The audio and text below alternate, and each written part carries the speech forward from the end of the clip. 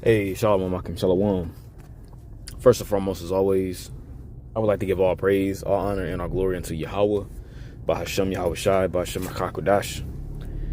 I would like to give double honors to the apostles, the bishops, and the elders of Great Millstone that taught us this truth, and that's still teaching this truth. And much peace, love, and salutation to the elect, beginning with 144,000 all the way down to the large multitude that believes, and who the Lord will deliver in these last days. To you all I say Shalom. I'm the brother Tazamah from the Great Millstone Dallas camp, coming back today with another quick lesson. And I pray this lesson will be edifying to the elect. And today's lesson is going to be entitled something along the lines of enduring the moment to inherit everlasting glory. All right, enduring the moment to inherit everlasting glory. All right, and inspiration of this lesson just came by way of a short that was put up by the elder Amawan Gabar, entitled "Yo."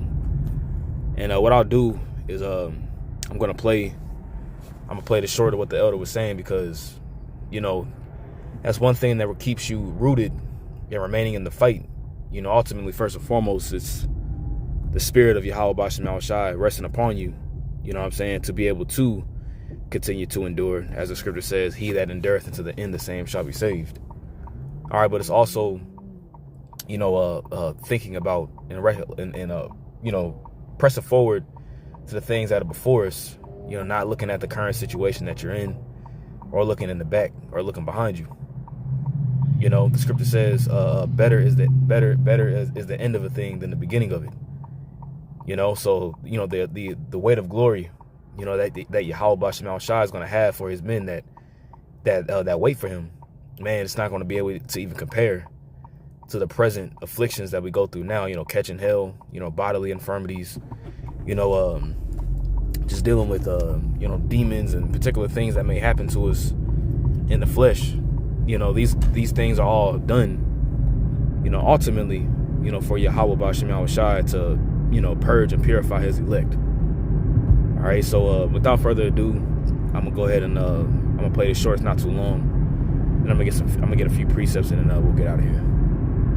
Just to make it to the kingdom, it ain't shit compared to what we're going to receive in the kingdom. Always remember that. When you're feeling down and out, just know that the greatness that we are about to inherit is nothing compared to the bullshit that we got to deal with. And that also makes me think of the scripture where Yahweh Shai said, he said, in the world, you should have tribulation, but in me, you should have peace.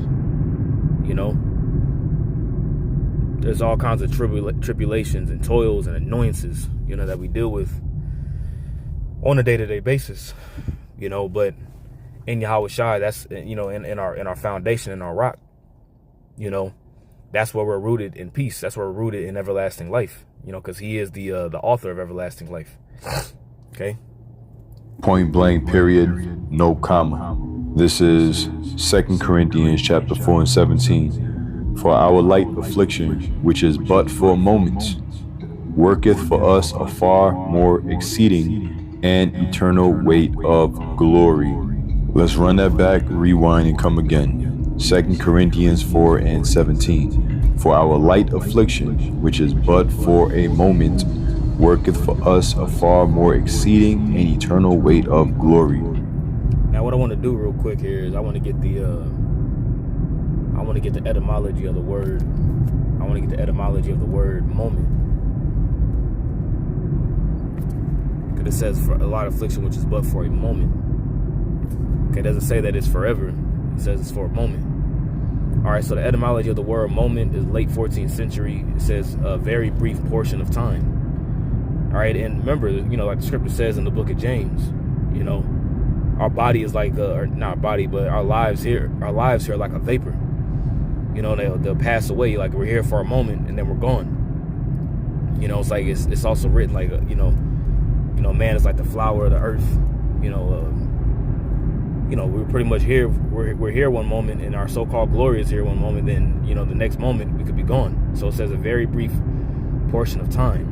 All right, instant and moment of time. All right, moment, minute. So moment means minute. And when you look at a minute, compared to a day, I'd rather say when you look at a minute compared to an hour, it's really nothing. Of course, you have 60 minutes that make up 1 hour, and then, so-called 24 hours makes a day and things of that nature. All right, so it says moment, minute, importance. It says weight, value. Okay, weight or value. It says indirectly from Latin momentum, movement, motion, moving power, alteration, change. Also short time, instant. Okay, so it's to move. You're transitory in a moment. One moment you could be here, then the next moment you'll be there. You see, but it's not something that's forever. Okay. Moment worketh for us a far more exceeding and eternal weight of glory. I mean, doesn't get any more clear than that, and with that mindset is the reason why we're able to just keep on pushing, keep on moving, and just enduring the sufferings that we got to deal with, because we know that there's no comparison. It makes me also think of the scripture. It says, let me get it real quick. To endure hardness is a good soldier of Yahweh, Ba'ashem Yahweh Shai. All right, this is 2 Timothy chapter 2, verse 3. It says, thou therefore endure hardness as a good soldier of Yahweh Shai HaMashiach. All right, and when you get that word endure, it literally means to make hard. But when you're enduring something, you're suffering something too. All right, it says endure hardness. Let's get that real quick. That word endure hardness is kakapateo. All right, kakapateo. Strong's G 2553. Kakapateo. All right, and as you see here in the definitions, it says, Salaki for that. It says to suffer. All right, endure evils or hardships, troubles. Okay, to suffer, endure evils or hardships. All right, troubles, to be afflicted. You see, in the scripture says how, Yahweh Shai, when you read it in Isaiah the 53rd chapter, he was a man that was afflicted. He was matter of fact, let me just get it real quick. I don't want to butcher it.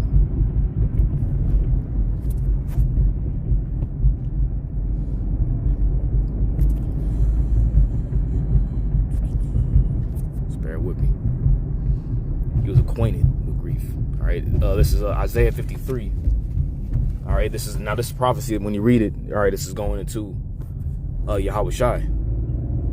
All right, so Isaiah 53 and 3. It says, he is despised and rejected of men, a man of sorrows and acquainted with grief. You see, Yahweh Shai was when you're acquainted with something, that means that you're familiar with it. You see, to be acquainted means to be in league, or to be, to a degree, to be a friend of something. Let's actually just get the etymology of the word acquainted, excuse me.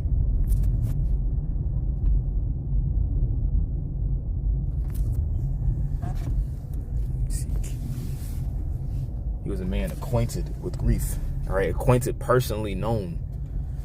You see that? Personally known. It says acquaint, of skills. Let's get the word acquaint. It says make oneself known. You see that? To gain for oneself personal knowledge of. You see, Yahweh Shai, he had personal knowledge of grief. To make known, to be to known well, to know, come to know. See, so it says that, and we come in the same spirit, a man of sorrows and acquainted with grief. Excuse me. It says, and we hid, as it were, our faces from him. He was despised, and we esteemed him not. All right, bear with me one. The elder continue. That there's no comparison to what we will inherit as Israelites, and Lord willing, as the hopeful elect, the first fruits. There's no comparison to the afflictions that we are undergoing now, to the yeah, and there's no comparison. Like Yahweh Shai said, he said, in my father's house are many mansions. And he said that he goes to prepare a place for us, man. So, the situations that we're in right now, whether it be, bodily infirmities, mental infirmities, suffering losses and suffering particular hardships and things of that nature on this side, it doesn't even compare to what Yahweh B'Shem Yahushua has in store for us. Matter of fact, let me just get it real quick. That wait for him. Romans 8 chapter, I think it is.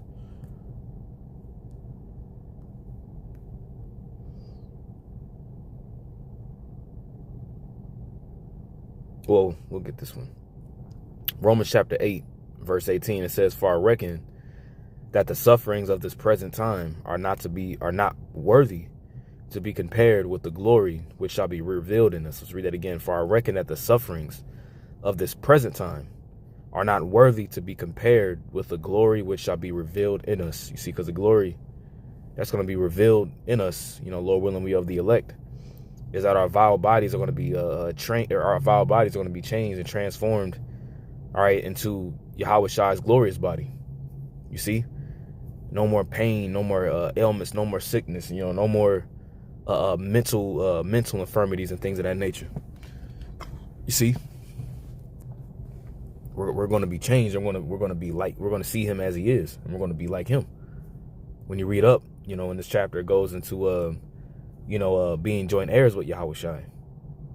Okay, but Yahweh Shai had to go through it to get to it.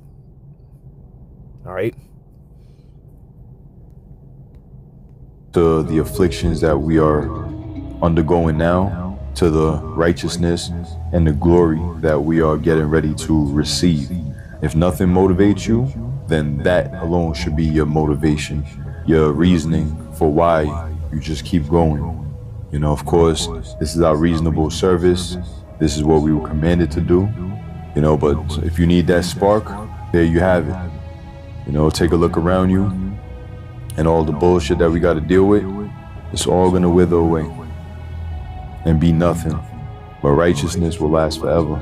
That's today's daily verse. I want to give all praises, honor, and glory to Yahweh B'Shem Yahushai. Double honors to the apostles and the elder bishops of Great Millstone, and salutations to the elect. Yeah, man, so it was just, pretty, very edifying, in regards to, what the elder was saying, and just, things that keep us motivated and things that keep us going.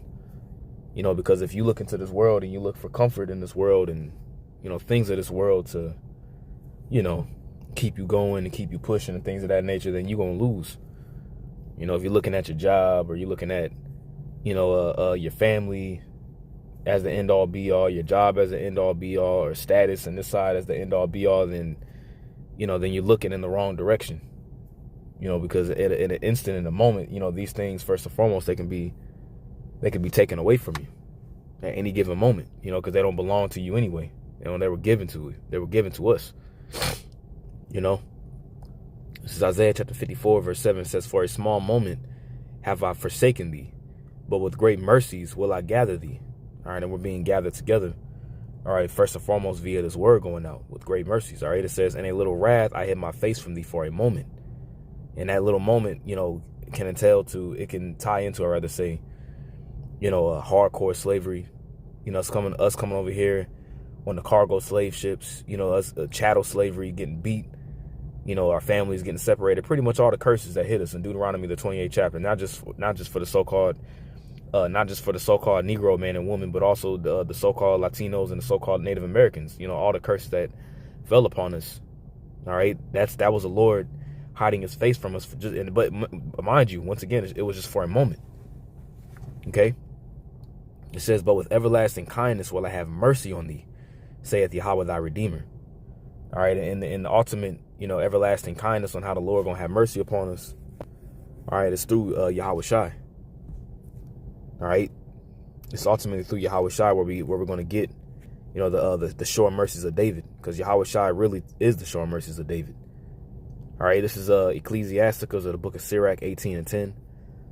It says, let's start at verse 8. It says, "What is man, and whereto serveth he?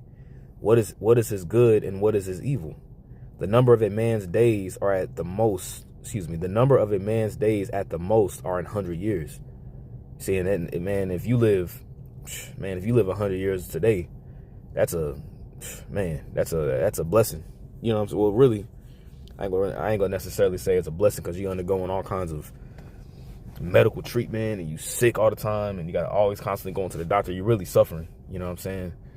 But according to the ancient world, our forefathers, we were, before the fall, like, for example, Methuselah, he lived to be 969 years old. You know what I'm saying? We used to live, far longer now, and then it tells you in Psalm, somebody want to put the precept in there. It tells you in the book of Psalm that, a man in the strength, might live to 80. As a matter of fact, let me see if I can grab that real quick.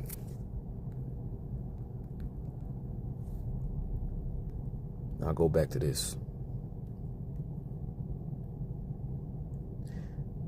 Yep, this is Psalm 90:10. It says, the days of our years are 80 years and 10. Now 80 is 60.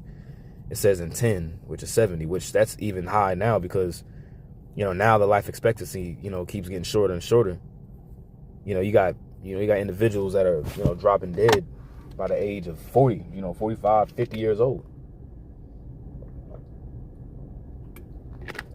Some instances even earlier than that. So it says the days of our years are 80 years and 10. And if by reason of strength, it says, and if by reason of strength they be 80 years, which is 80. Yet is their strength labor and sorrow, for it is soon cut off, and we fly away. Once again, one moment you're here, then the next moment you're not.